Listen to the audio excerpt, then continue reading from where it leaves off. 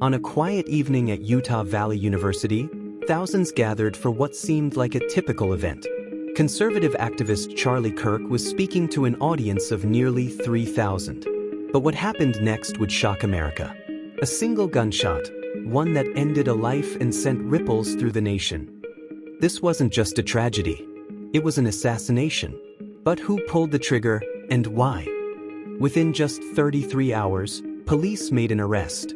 The suspect, 22-year-old Tyler James Robinson, from southern Utah. Described as quiet and reserved, Robinson had no national profile until now. Investigators were quick to connect him to the crime, but the story behind how they did it is just as chilling as the event itself. At the scene, officers found a high-powered bolt-action rifle, wrapped in a towel. Hidden nearby, a screwdriver, and on both items, DNA that matched Robinson. But perhaps the most damning evidence came from Robinson's own words. In private messages, he confessed to his roommate, "It was me at UVU yesterday. I'm sorry for all of this." Messages also surfaced on Discord, pointing to the same conclusion: Robinson was the shooter. With physical evidence and self-incriminating messages, police had their case. Robinson was charged with aggravated murder, witness tampering, obstruction of justice, and other related crimes. Prosecutors say the evidence is so severe that they will pursue the death penalty under Utah law.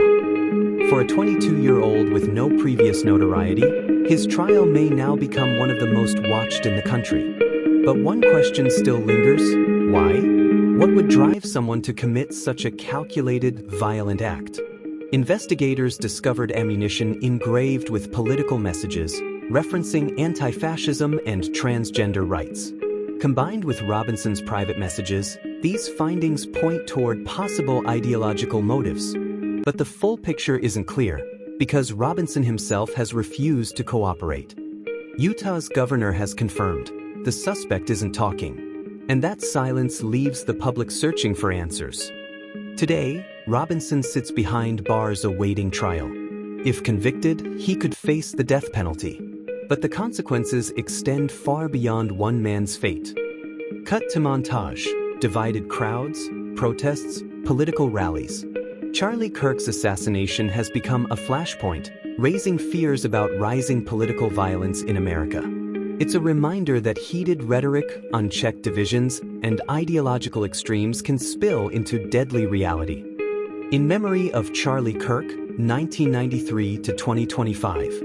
The story of Tyler Robinson isn't just about guilt or innocence, it's about what happens when hate and politics collide. What do you think motivated the attack? Share your thoughts in the comments below.